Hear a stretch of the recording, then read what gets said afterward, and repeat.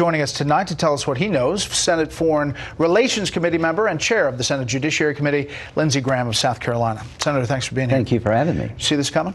A bit. It's a personality policy difference that led to a change. From my point of view, John Bolton served the country well. He gave the president good advice. But the one thing you've got to learn about President Trump, as I've come to learn, he's unconventional in a conventional way. It's okay, I think, to talk with the Taliban, even in Camp David, if there's a reason to believe they're going to accept peace and change their behavior. And I thought we just got ahead of the cart there. But, you know, John's gone, and there are a lot of good choices, and I appreciate what John did for the country. Even a couple days ahead of 9/11 to do that at Camp David? Yeah, I can understand the timing, but the main thing is I told the president, you're right to want to reduce our commitment. You're right to want to lower our cost. 18 years later, what have we found? Al-Qaeda is still there, ISIS is there, but the Afghan army is 270,000. 18 years ago, they didn't have an army. There's 6 million women in school. There's a lot of positive things. There's a lot of bad things, and we can't do in Afghanistan what we did in Iraq, ignore sound military advice and pull the plug on the place. But having said that, I'd like to end the war. And the only way you ever end the war is to get the two sides talking. So it's okay to talk with the Taliban. It'd be okay to come to Camp David. But what I thought was a mistake is, the big mistake was the Taliban really screwed up when it came to Trump. This was an insult to the president to kill that soldier while he's trying to end the war.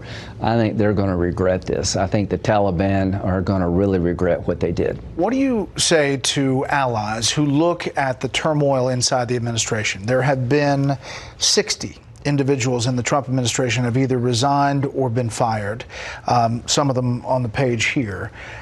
What do you say to those allies who say, hey, listen, this is volatile, it's uncertain. We're looking now at the 4th national security advisor in 3 years plus? Well, here's what I'd say to allies, judge us by what we do. We reduced our presence in Syria, but we still have a commitment to northeastern Syria to protect the Kurds and make sure Iran doesn't take over. We got out of an Iran deal that I thought was a bad deal, and the president kept his word. He's trying to reduce our commitment in Afghanistan, and that makes sense to me. We're paying way too much money 18 years later, and we can reduce our forces and be safe here, but we just can't pull out of the place. I'd say to our allies, why don't you help him more? Was Iran a policy difference between the president and John Bolton? Because maybe the president wants to meet with President Rouhani, maybe even at the UN General Assembly? I think Bolton looked at Trump through the traditional foreign policy lens. I've abandoned that. You know, the conventional wisdom, you don't talk to bad guys, you elevate Kim Jong-un. I don't care if President Trump and Kim Jong-un go on vacation.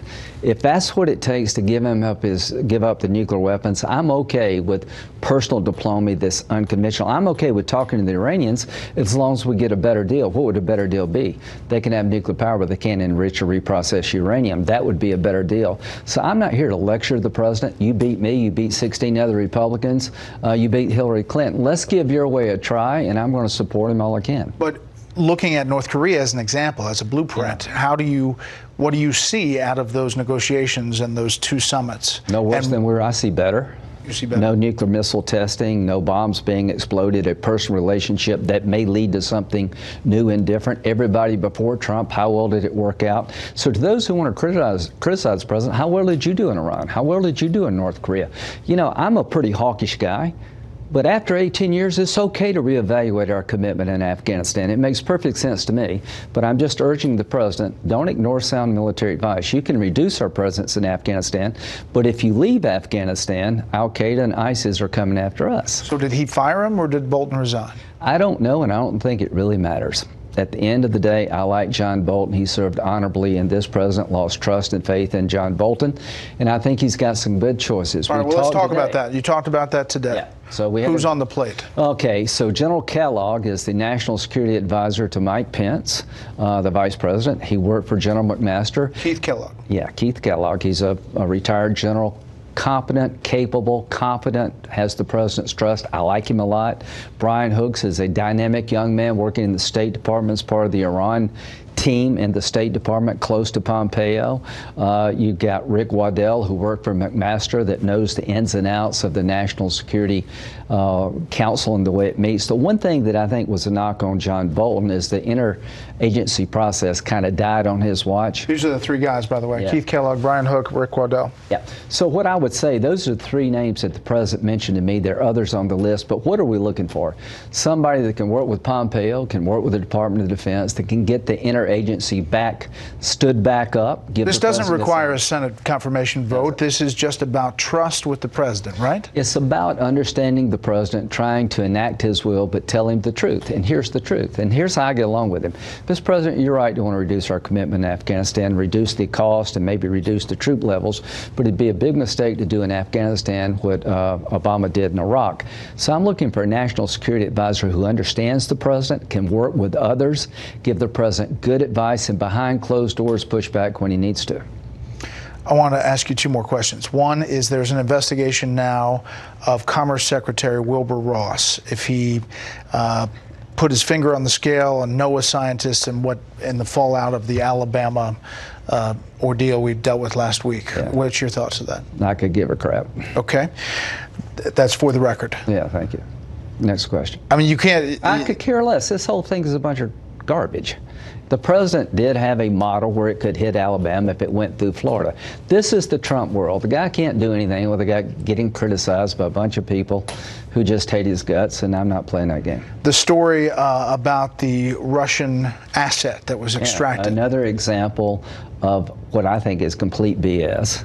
Trying to blame the president for something that didn't happen. You know, other networks out there, you know, saying the president got a loan co-signed by oligarchs. When it comes to Trump, I'm very suspicious. You say it, then you try to verify it later.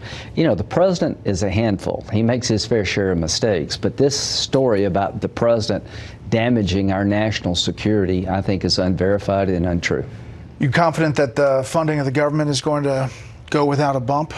It may be a bump, but it's going to happen because failure is not an option. Both parties need to convince the public we're not completely crazy up here and we can do our job. Last thing, anything get done before 2020 in earnest?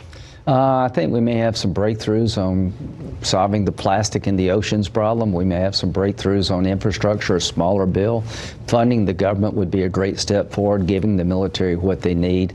On immigration, you might have a deal with the DACA population if the court rules that Obama's DACA plan was unconstitutional. You might have some breakthroughs on prescription drugs, lowering the cost of prescription drugs. There's actually bipartisanship there.